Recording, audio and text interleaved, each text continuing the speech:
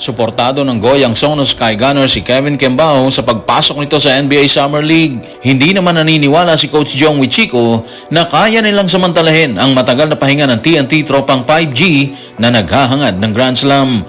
Humingi naman ng tulong si Junmar Fajardo sa lahat kung bakit yan ang dapat nating alamin. Tutukan po natin ang lahat ng yan, pero bago yan, pakisubscribe, like and share na lang muna para pareho tayong updated. Sa gitna ng paghahangad ni Kevin Kembao na subukan ng NBA Summer League, tila nakakuha ito ng kakampi mula sa kanyang kupunang Goyang Sono Sky Gunners. Ayon sa report, hindi umanuhahad lang ang kupunan sa hangarin ni KQ. Siniguro din ito ang suporta sa gagawin ni Kevin Kembao. Narito ang report. Tutukan natin ang sinabi ni Anonymous sa report ni Romel Ferdes Jr. na Inquirer. Matagal na niyang gustong harapin ang hamon ng NBA Summer League. Iginagalang ng club ang mga kagustuhan ng manlalaro at ibinigay na nila ang approval dito. Patuloy namin siyang susuportahan ng buong buo. Maliwanag yun ha, walang hadlang sa gagawin ni Kevin Kembao. Suportado siya ng Goyang Sono Sky Gunners dito sa KBL. Dahil dyan isip natin mas magiging maganang gagawin niyang pagtapak sa NBA Summer League. Wala siyang excess baggage, sabi nga nila. Lahat siyang ayon sa gagawin niya eh. Pero actually hindi lahat eh. Yung mga kritiko kasi niya hindi rin tumitigil, di ba? Parang sa kanila, medyo mahirap ang gagawin ni Kevin Kembao. Well, kung tutusin, mahirap naman talaga, di ba? Pero sa tindi siguro ng determination ni Kevin, parang lahat ng hirap na dadaanan niya or mararanasan niya sa NBA Summer League, nawawala lahat yun. Tsaka alala natin, sinabi niya na dati pa matapos pumirma ng kontrato sa Goyang Sono na yun talaga yung mangyayari sa kanya. Makikipagsapalaran siya sa NBA Summer League. Gagawin niyang tuntungan ng KBL para makarating sa pangarap niyang NBA. Kaya nung time na sumabog yung balita sa media tungkol sa issue, hindi na rin tayo nagulat doon. Sa ngayon, bit-bit ni Kevin Kembao ang kanyang statistics na itinala sa KBL.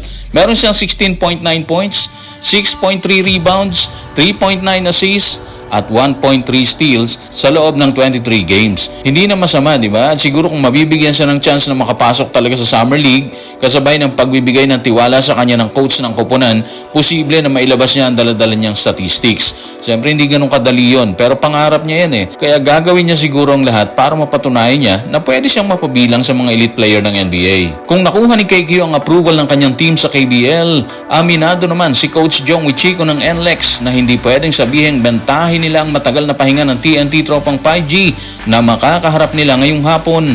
Hinala niya, mangangailangan lamang ng konting practice ang grupo ni Coach Chot para muling makakuha ng panalo.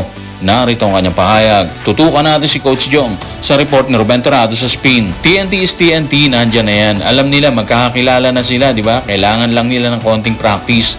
Kuhanin ang kanilang rhythm, manatiling nasa forma, tapos okay na. Naranasan ko rin yung sitwasyon na yan dati na maski after ng championship, konting practice lang, magkakakilala na sila eh. Hindi naman nagbabago laro. Nandiyan pa rin yung laro. Mahirap sabihin na masasamantala namin na matagal nilang pamamahinga kasi kakapanalo lang nila ng championship. Obviously, mahirap kalaban ng TNT tropang 5G. Tama yung sinabi ni Coach Jong ha, kahit na matagal na hindi nakapaglaro ang grupo ni Coach Chot, hindi pwedeng basta mawala yung chemistry nila dyan. Andyan lang yan, konting hilot lang yan, konting practice, okay na sila. Pwede na silang sumabak ulit sa gyera. Kilalang kilala nila kasi ang isa't isa, di ba? Fresh na fresh din sila mula sa kampyonato ng Commissioner's Cup. Kaya hindi easy yung kalawang. Ilang linggo lang kasi tapos eto na sila, magsisimula na ulit. Problema pa rin ni Coach Jong ang determination ng TNT na makakuha ng Grand Slam ngayong taon.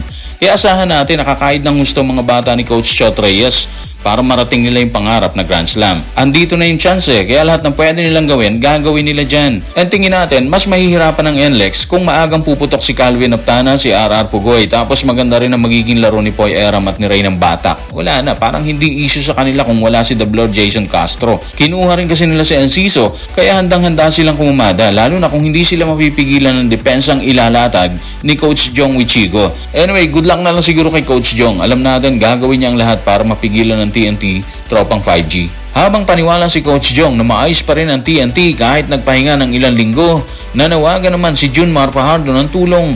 Ayon sa kanya, hindi pwedeng umasa na lamang ang kanyang mga kasama sa iilang player na nagpe-perform para makakuha ng panalo. Matatandaang tinalo ng Magnolia ang SMB sa overtime ilang araw na ang lumilipas. Kaya para kay Junmar, panahon na para mag-step up ang iba. Narito ang kanyang panawagan. Tutukan natin si Junmar sa report ni Mark S. Carlote ng Daily Tribune. Lahat ng players dapat mag-step up. Hindi ka pwedeng umasa lang sa isa, sa dalawa, sa tatlo o limang players.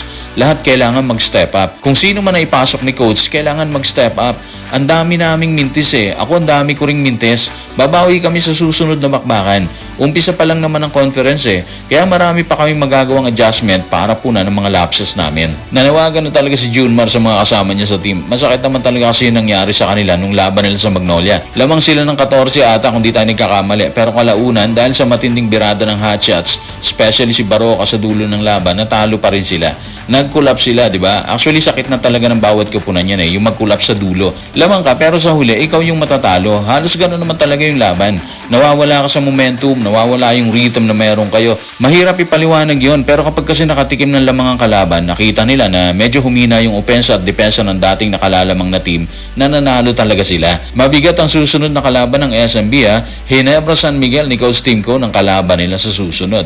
Kaya tingin natin kailangan nilang maganda para makapuwersa ng panalo. Kapag kasi natalo ulit sila dito, mas bababa ang moral nila. At alam niya ni Junmar Fajardo, ito yung rason bakit kinailangan niyang manawagan ng tulong sa mga kasama niya. Matindi ang hamon sa All Filipino Conference ha. Ito yung panahon na dapat ilabas ng player ang anumang meron sa kanya kasi wala silang aasahang import eh. Sila lang yan. Pero katulad ng sinabi ni Junmar, maaga pa, kakasimula pa lang ng conference. Kaya marami pa silang magagawang adjustment dito. Pwede pa nilang i-correct yung mga mali nila laban sa Magnolia. So guys, maraming salamat.